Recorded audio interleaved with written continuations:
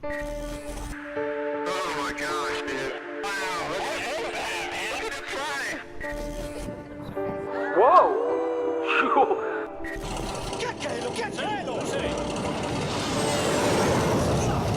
If you tell the people the truth about this, you will lose all credibility because the truth is much less believable than the fiction we're selling. By October 1954, we had mastered what's called gravity control, which most engineers at MIT and elsewhere do not think we can do today. But that was in a deeply classified project. Now, how do I know that? Because one of the people on my team, Richard Foch, who is the top scientist at the largest Department of Defense lab, the Naval Research Labs, but was on my team for many, many years. He was in the vault and saw the papers that proved and stated October 1954 is when we mastered gravity control. Ironically, that in 1955, Eisenhower started the U.S. interstate highway system, and by that date, we didn't need highways. Look, the reason it's being kept so secret is because the technologies behind how those objects move.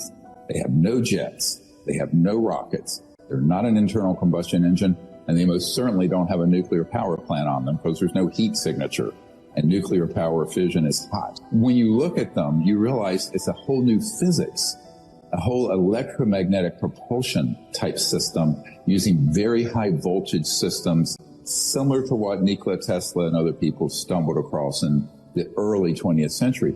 But I said, if that were to be disclosed, we would terminate oil, gas, coal, nuclear power, wind, solar, you name it, and public utilities. You're talking a huge transformation in how the world operates. Now, on the one hand, it would be disruptive to the status quo of the macroeconomic system. On the other hand, it would end all pollution. It would end all poverty in 20 years, and everyone on the planet would have quote-unquote free energy from what's called the zero-point energy field, and we can discuss this later. So he said, I get it. So, it's about power, money, and the corrupting influence of it. It is not about science, because once you drill down the science, the evidence is absolutely overwhelming. When I first started working with all these guys here, they have a type of, I call it disclosure PTSD. It's a traumatic. For me, in the 1990s, it was very traumatic to find out about this was absolutely real, that it was being kept secret, that it was out of control, and that there was a compartmented part of it that were already committing atrocities such as staged fake alien abductions and mutilations. Everybody's heard of these. Everybody assumes they're alien. They are not. We have a testimony from Air Force intelligence officer as well as documents that prove that those are being done by humans for their, quote, psychological warfare value. So I think there are two things. One is that they want to keep the energy technologies away. And this is why we did the Lost Century and how to reclaim it, with an expose of what the world has lost through this illegal secrecy and how we need to regain it, and what the world looks like after that, which is gorgeous, beautiful. A totally transformed planet. If we no longer had to have any polluting sources of energy, the energy itself was free once you had the device, the zero-point generator system, and poverty around the world would vanish in a generation, about 20 years. But there's some big stakeholders, right? Hundreds of trillions of dollars at stake. So this is where you get into a real power struggle, which is what this issue is. The other part of it is that if you look at sort of the lockdowns and global control that happened, can I be blunt? I know for a fact that was a beta test for what they're wanting to do on this issue. And that is to disclose it in such a way that it manipulates the public into fear so that they can then, through sort of a totalitarian militarism and central state authority, control the whole world, not just one country. As Reagan said, wouldn't our job of creating world unity be easier if we had a common alien threat to fight? So this is why they've spent so much time making, bad Hollywood movies and UFO conferences and staging these ridiculous abductions, which are gruesome, and there are terrible victims of those. But they're not being done by extraterrestrial beings. They're being done by what's called stagecraft, using advanced man-made ET-looking craft, but they're not ET. One of my jobs is to warn the public and these officials of this sort of subterfuge and gaming of the subject, which is completely dishonest. Now, luckily, people like Congressman Burchett and others have said, look, if these civilizations were hostile, we'd be a charcoal floating through space. I mean, clearly, if you're tens of thousands to a million years more advanced technologically than we are, if they were outright hostile to us, it would just be over. I think, however, things get misconstrued. Let's take, for example, all the nuclear silo cases. Well, it turns out these ET craft, the real ones, are concerned about those systems because if they were launched in a war, it would destroy life on Earth, and they view life on Earth as a very special place. Secondly, when you detonate a thermonuclear weapon, it puts out not only a electromagnetic pulse everybody knows about, it puts out what Tesla described as a scalar signal. And the scalar is faster than the speed of conventional light or electromagnetic propagation because it's a point that goes out in a line as opposed to a wave like normal light that we're seeing. So those disrupt extraterrestrial communications and travel. So the reason you saw those craft that crashed near Roswell was because that was the only atomic bomb squadron in the world in 1947, 509th Army Air Base, Walker Field. I would not share things except I can back it up, which is why I gave the House Oversight Committee, the Senate Intelligence Committee, the Pentagon, the White House, the hard drive with terabytes of this data on it, including the witness testimonies, where all the facilities are, images of what the ET craft looked like down, what the bodies look like from the description of firsthand military witnesses who handled them with a forensic artist drawing it. We provided all this. So I think at this point, anyone who would have a cursory glance through that data would go, my God. Now, yes, I will say, I was warned in 1991 by an intelligence officer. He said, if you tell the people the truth about this, you will lose all credibility because the truth is much less believable than the fiction we're selling. That is a real catch-22. Do you tell the truth and lose credibility? Or do you tell some kindergarten version of the truth to placate people? I am not doing the latter. But it's controversial. I'll admit it's extremely controversial. But at my stage of life, I have 12 grandchildren. I'm 68 years old. I'm not someone who feels like I need to pitter-patter around the tulip garden, right? What our goal is that enough is put in place in the next 6 to 12 months that the actual ET bodies, craft, and man-made assets are first acquired and shown to the members of Congress and White House, and then to the world's public. I think it's achievable in the next year or so if we aren't diverted. I just got a report from Chile last night that multiple of these small creatures have been seen live and living in these foothills of the Andes in the Atacama region. We really have a phenomenon of something that is a creature not described in the medical literature or not described in the scientific literature anywhere. It has 10 ribs. No human has ever lived with 10 ribs. It has 4 skull bones rather than the 6 major ones we have. This is 6 inches tall. The Atacama skeleton was found in this area of Chile. Now, this is an area that the native peoples had reported seeing small people, which they call the Gentiles. It's an interesting term they use for them, for centuries and perhaps millennia. It may be something prosaic, but I don't believe so. And here's why. If you put up the Lockman report, Dr. Ralph Lockman at Stanford University, who's the #1 expert in the world on skeletal dysplasias, which means skeletal abnormalities and genetic syndromes, we went to Barcelona where this little being is stored. We took exact x-rays that he requested from Stanford. He looked at it and he said, well, first of all, there is no form of dwarfism or genetic defect that explains everything seen in this being. It has 10 ribs. No human has ever lived with 10 ribs. What he didn't notice, but I will point it out to you, it has 4 skull bones rather than the 6 major ones we have. It's symmetrical. And the epiphyseal plates, if you look at the x-ray, which is the growth plates. You know when you have, the growth plates in a kid and they hurt their leg? The growth plates and the bone density is that of a 6 to 8 year old. All right, now call me crazy, but I'm just a doctor. But I can tell you, I've taken care of a lot of children that are 6 and 8 year olds. I've never seen one 6 inches tall. This is 6 inches, 13 centimeters. What 6 to 8 year old can live to be only 6 inches tall? Number one. Number two, how did it live? It was found in the driest place on earth, the Atacama Desert in Chile, northern Chile. It is estimated to be in many decades and probably hundreds of years old. There was no neonatal intensive care unit in Chile at that time. There may not be now. And even at the best neonatal intensive care unit in the world today, you could not keep this person, for lack of a better word, alive. So the question becomes, what is it?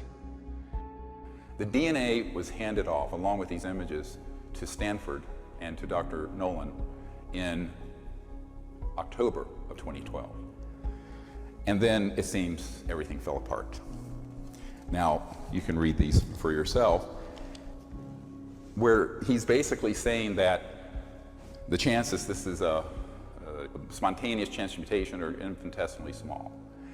And we had discussions where he said, essentially, we don't know what this is, but the chances it could be a mutation from just a singular event in a human embryo are infinitesimal.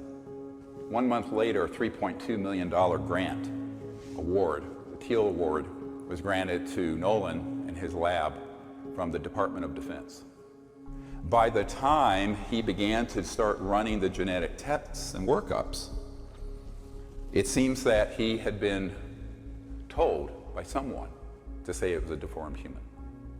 And that's what you will read in the New York Times and on CNN and the BBC that came out in March.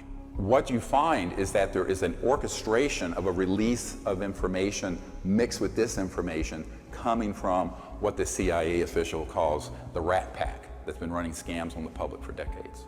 It's very worrisome. And it also means that we are going to have to do this through the alternative media. The interests for secrecy are really fall into three broad areas. The biggest became the technological and scientific end of this. Once we retrieved, back in the 30s and 40s and 50s, several of these extraterrestrial vehicles and began to study them, we combined that knowledge with knowledge we already had, because remember, we had some people like T. Townsend Brown and the B-Field Brown effect who were studying anti-gravity quite independent of this issue back in the 20s, 30s, and 40s. But when their information got combined with studying these spacecraft, they figured out, this is how they're working. And they realized it's the end of oil. It's the end of the need for coal. It's the end of the combustion engine, the internal combustion engine. It's the end of transmission lines for electricity, because the energy that these spaceships are using, what people call UFOs, we don't call them, no one in the business calls them UFOs. They are not unidentified and they don't fly. These objects are extracting energy from the fabric of space, okay, around, not outer space, but the fabric of space. And in fact, even the early Lockheed and Northrop experimental spaceships that we have built, and we're talking 1950s and 60s, were called flux liners because they were pulling energy from the quantum flux field, what's called the quantum flux field that's in the space in this room. And every cubic centimeter of space, for example, in this room has enough energy to run the Earth for a day. It's a huge amount of energy. And so once this was really figured out by the mid-50s, a long time ago, they knew that this would be the end of the oil cartels and the international financial petrodollar system, and a huge amount of the industrialists would then have to change their whole way of operating. Because think about it, what happens when every village in India or sub-Saharan Africa can have a device that looks like a generator and it's extracting energy from this quantum flux field? Suddenly you have an economic growth all over the world, and this is a wonderful thing. It would be the end of poverty, but it would also be the end of the economic hegemony where Europe and America, with 600 million people, dominate the whole global economy. So this is a huge geopolitical problem. And so the issue isn't about just money, it's about power. Who has the power? How the earth is run, who is running earth? And then you have another issue, and that is there are people who view the world as they understand it. And in America we have a saying, if you wear rose-colored glasses, you see everything in the world is rose-colored. But if you're wearing glasses that are conflict-colored, colored with a sort of paranoid and militaristic view of the world, you're going to view these visitors as a threat, and you're going to respond to them as a threat, even though there's no evidence that they're a threat. I want to be very clear on this. There's no objective evidence that anyone has been harmed by these visitors, and there's certainly no evidence that they're a threat to us. There's a lot of evidence, however, that they're concerned about our threat to the peace and the order of space. Why? Because our technological capabilities and our weapons have surpassed our social and spiritual development, clearly. And we are at that stage in the evolution of a global civilization where our science and technology has gotten way out there, but our social and spiritual is lagging. And this is that danger zone. And Earth is in this danger zone now. And they know this. These visitors from other civilizations, other planets know this. So unfortunately, I think that they have had a great concern about our nuclear facilities. We know this. We have colonels and lieutenant colonels who are Strategic Air Command and the Atomic Energy Commission who have testified at disclosureproject.org that every single one of our nuclear weapons storage areas have been visited by these ET spacecraft because they were obviously concerned. And in the Soviet Union also, and in Russia. We have spoken to people with the KGB and with their space command. And so it's clear that they have that concern, but that doesn't mean that they're hostile towards Earth. I think they're concerned about human hostility. Remember, this is not particularly good news for you. It's good news for humanity and for the Earth and for the environment. But there's only a few hundred people and corporations who really control the world economy.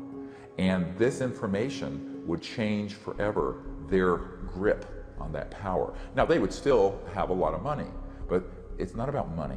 You and I think of money, can I afford to put my son or daughter to college, or buy a home, or what have you.